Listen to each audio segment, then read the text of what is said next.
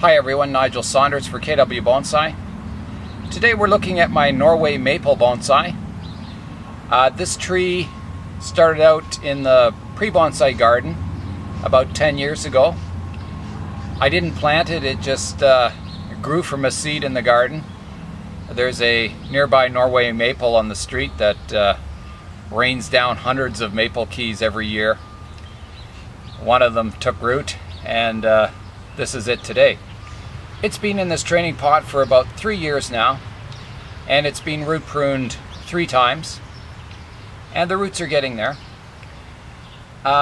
So today we're going to do a little bit of cleanup on it, and I'm going to talk about Norway Maple bonsais and large leaf bonsais.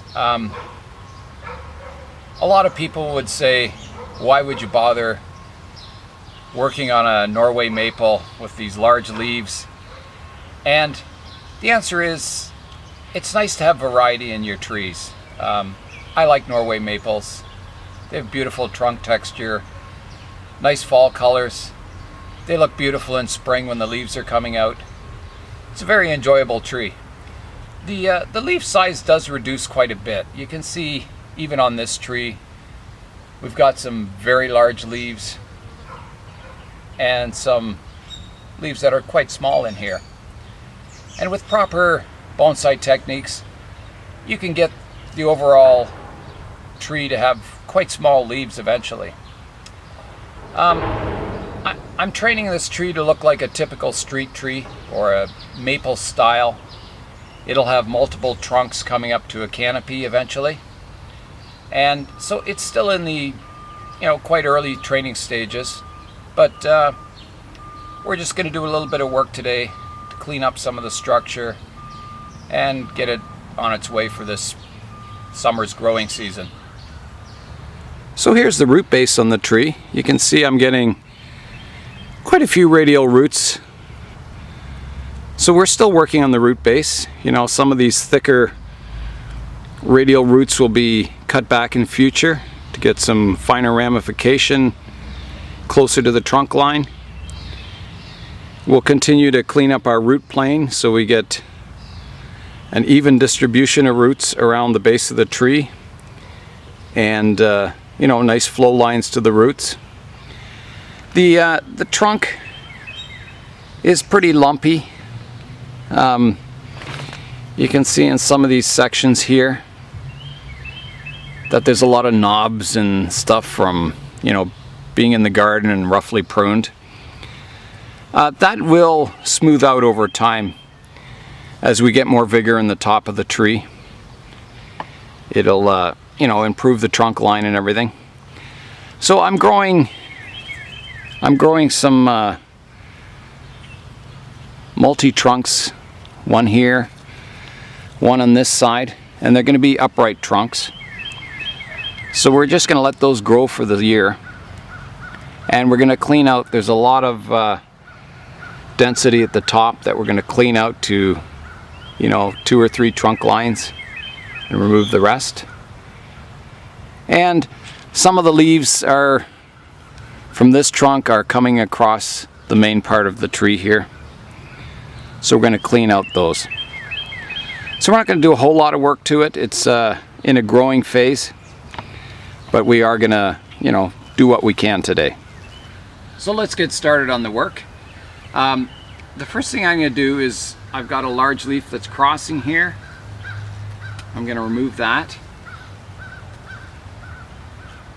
And you can tell if it's a Norway Maple. The sap on it is like a milky white color, almost like that of a ficus. And that's a good sign that you're growing a Norway Maple. Remove some of these inner ones here from the apex to let a little more light into the upper structure.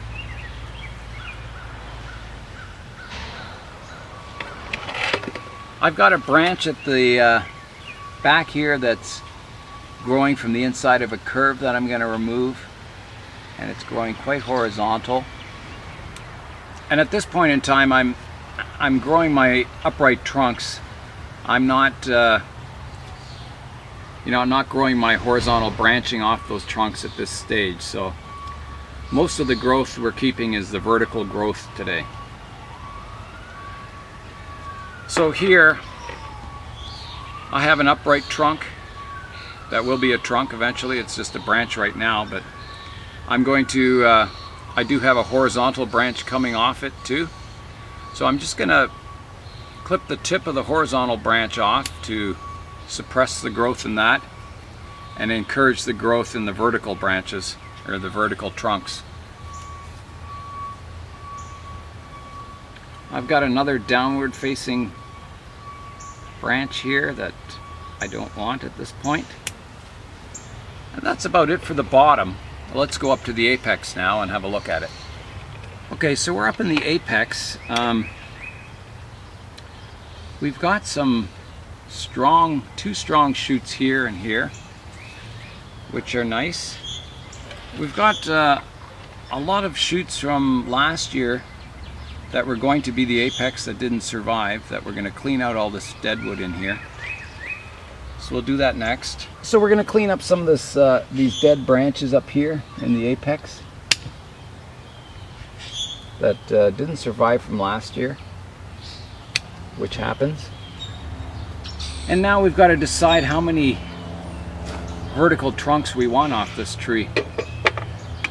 I've got another horizontal branch I'm going to remove here. We'll be regrowing these horizontal branches later on in time, just not at the moment. And I'm going to clean off some of these lower leaves on these upright trunks just to give a little more light down below here. So now we've got 1, 2, 3, 4, 5, 6, 7 upright trunks here, so we don't need that many. I think 2 or 3 would be fine. So we're going to keep our strongest ones and get rid of some of these others. I can remove that one growing on the inside here. And there's another one that's kind of growing at a funny angle. I'm going to get rid of that. We want all our multi-trunks to fan out from the base of the tree. So now we've got 1, 2, 3, 4. I'm just going to look at the front of the tree, which is the front for now. It may change. I'm trying to imagine the tree in 10 years. Okay, so I've got the structure cleaned up now. We've got a large trunk coming up here, 1 here, and 3 on the top. So I've reduced it from probably 8 or 9 trunks on the top to just 3. So these sections are very straight at the moment. However, what we're going to do is let them grow and thicken up, and then once they develop wood, if you were to cut them now here, there's no buds in here. It would just die right back to here. So you have to wait till you get some old wood. You get some bark and old wood on here. Then if you cut it here, there'll be buds in lower that we can start to get some movement in this branch. You could wire it, but I try and do a lot of my growing of trees without wiring. I try and do a lot of it with pruning. It gives us taper and movement and a kind of a more natural look to the tree, I think. So that's about all we can do for the tree for now. We've cleaned it up. We're going to let it grow. We'll watch for new buds coming out where we don't want them and pinch them off. And yeah, we'll just let it grow for this season. And then come next spring, we'll be doing more root pruning to it, and we'll be going over the structure again. So that's it for the work on this tree for today. Hopefully all will go well, and over the next years you'll see this tree develop into a better and better tree. For me, bonsai it's all about technique. Taking any tree and applying the right techniques to miniaturize the tree. It doesn't matter if it's a large leaf tree, small leaf tree. The important thing is applying good artistic techniques, good horticultural techniques to the tree, and developing it into an interesting miniature tree. I've got a catalpa tree that I'm starting to bonsai, and it's probably one of the largest leaf trees you'll find in this area. And I had one before, but it died. It got boring beetles, bored into the trunk and killed the tree. So I'm starting another one because I really like catalpa trees.